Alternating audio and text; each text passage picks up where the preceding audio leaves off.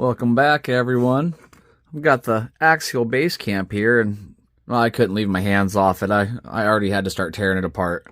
So I've started pulling the stock tires off of the wheels, and we're actually glued in there very well. If you can see the amount of glue around the bead. That took quite some time with the heat gun, just heating the side and then pushing down on them with a set of plier handles till they popped off. Once I got those out, I star cut the foam. That's just one down. I got 3 more to do over there. And you see this stack here. Got some nice 3-piece Amazon wheels. These were about the cheapest ones they had on there. And I got them right around there. They were like $32. I'll have a link for them in the description if you're interested.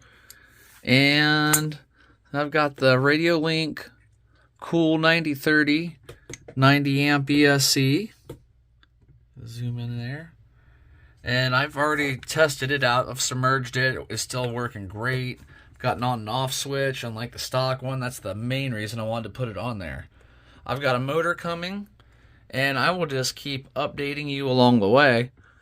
And once this is all done, we'll get it out and run it. But I want to stick with these stock tires for a minute. They feel pretty good. I like them. And I've already got them, so I might as well use them. But the wheels were junk. They were really, they were really bent out of shape right from the factory. They were really wobbly out of shape.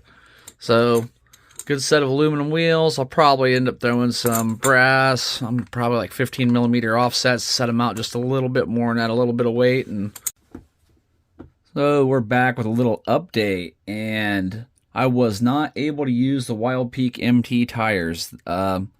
After I got them unglued, they just didn't want to fit inside of this style of bead lock. You'll run into that from time to time. But they did fit on these bead locks, and so they will go back on my Cherokee hard body, which these will look better on it anyway, and they're a thicker tire, so that'll help it out quite a bit. And I took my jconcepts landmines from it and put them on these wheels, and now we have landmines on here. Which, the landmines are a super sticky, awesome tire. I do have star cut foam in there, and they are sealed. So, we've got some more parts in. I got in my brass extensions. These are 15mm long brass extensions, and they will bring these out just a little bit, give me a little bit more width, a little bit more wheel clearance, and they have this style of nut here. It takes an 8mm. And my motor. I love this motor. I don't know if any of you have ever used the Creeper motor before by Nitro Hobbies. This is the 5-slot 13-turn. These are rebuildable, and they're only around 20 bucks. This one might even been like $18.99 on Amazon. So I'll put a link to all this stuff. And the reason I chose this motor is I have the same motor in my G-Made Buffalo, and I absolutely love it.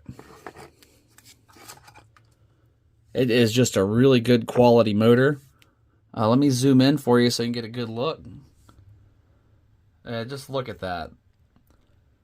For a rebuildable $20 motor, that is just a great deal. And they're so smooth. They've got a good range, low and high. They're just very smooth. So I'll get that installed. I'll get our brass in. And when it gets here, I have the front portals. They should be in tomorrow. Brass covers for those. Alright, for any of you that have not had to remove this motor yet, it is really simple on this. So you've got this spot here and this spot here. There'll be 2 screws that come in through the back, and that will remove your cover. If you've moved your battery tray to the front like I have, you'll have to remove that too, but that's just also 2 screws right here and then another one on the other side. And then you just have 2 screws down in there. One there, one there. It looks like it's wide enough the whole gear can slip right through the back, and mount the new motor on, set your mesh, and good to go. So I'll get that mounted up. And just another quick tip, the easiest way I found to get in there is if you want to get to your top screw, I was able to go right through here and through the front bumper. And then if you undo your shock on this side, you can fit your driver right up and in there. And good to go. So yeah, drop that shock. You can push it down far enough to get a driver in, and you can go through here for the top one.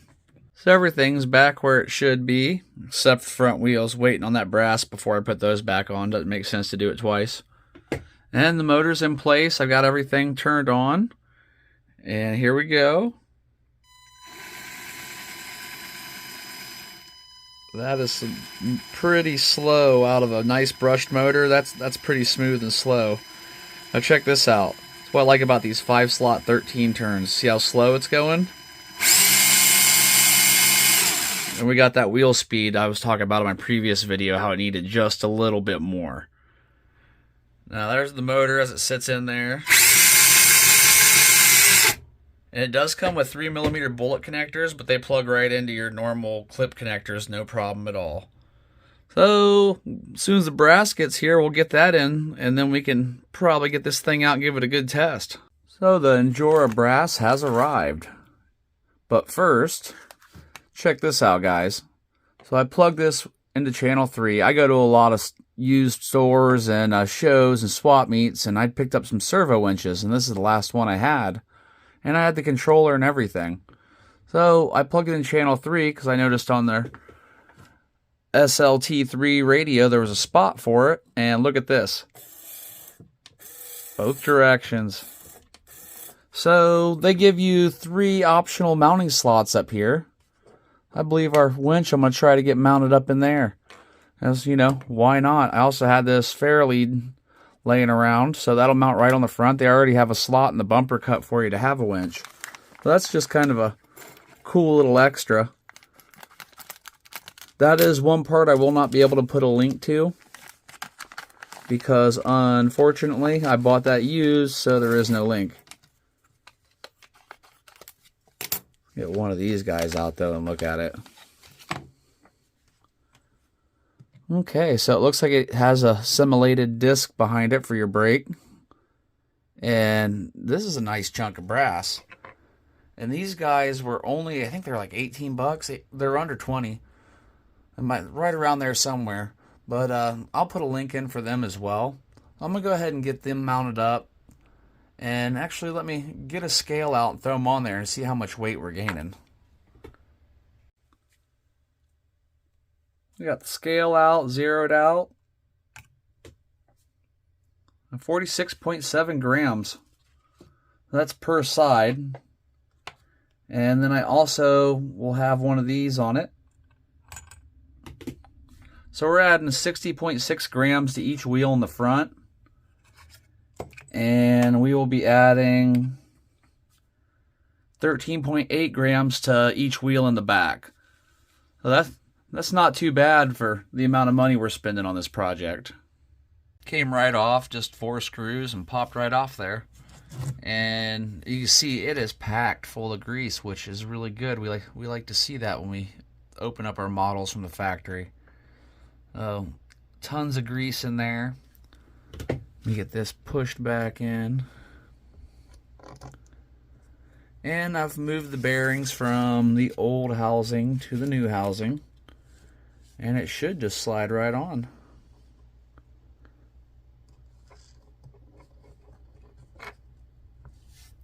That seems to be a good fit. We'll run a screw in and find out.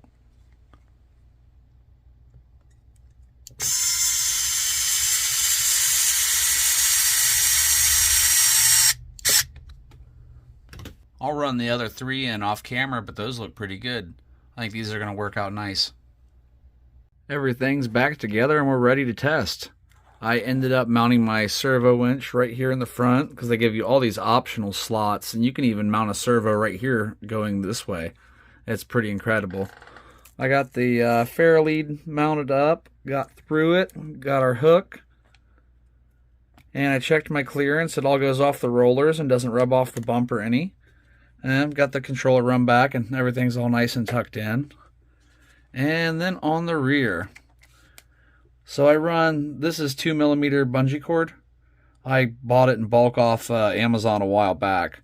So I run it through the hitch, and if I want to use my hitch, I can just pull it back through and tuck it in here. But this will go up on the back of the tailgate, and then I can run the winch wire over, and that's where I'll have it to connect. That way, you don't have to worry about your tension pulling too tight when you're trying to put your winch away real quick. You can just pull it back far enough, pull it back, loop it to the elastic bungee cord, and you're good to go. So let's get this thing out on the course and give it a run. Look at the amount of tire crush just from the weight. I may have to go with a 2-staged foam on this one. Oh man, I'll get some wide footing.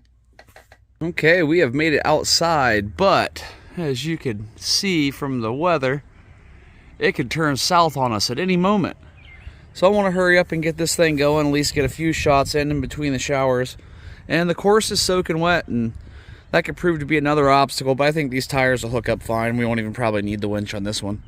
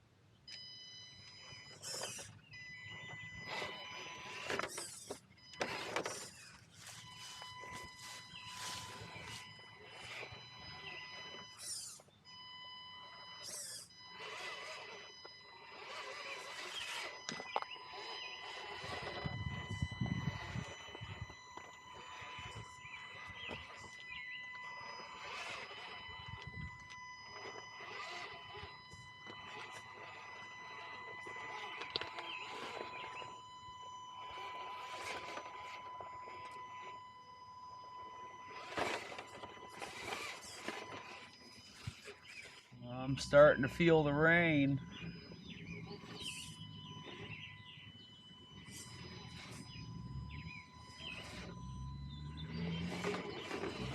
Other than those front tires crush rolling in on me a bit, this thing feels really good.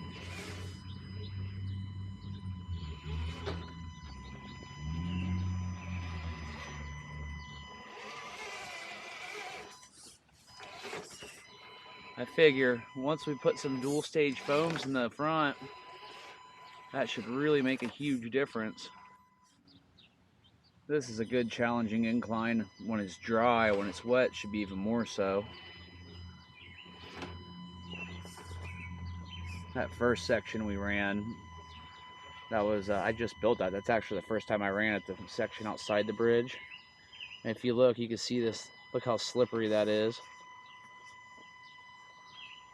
Those jconcepts though, man, those landmines really hook up. Okay, you can see that was, if we didn't have those weights in the front, that would have been the end of our journey. It would have flipped over backwards there. I know, I tried it. When it was bone stock, it was a back flipper. Alright, it is getting a little bit windy out here. I think this is the steepest, flattest incline on my course.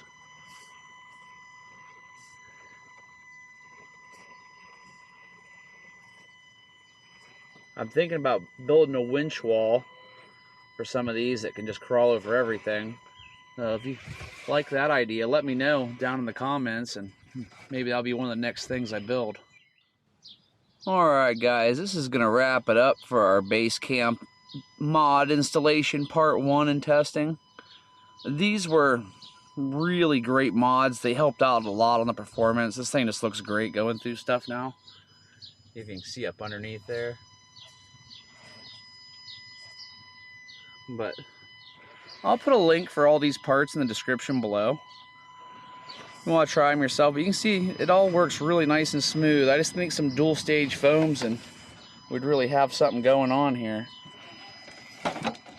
Alright everybody, have a good one. Smash that like on the way out.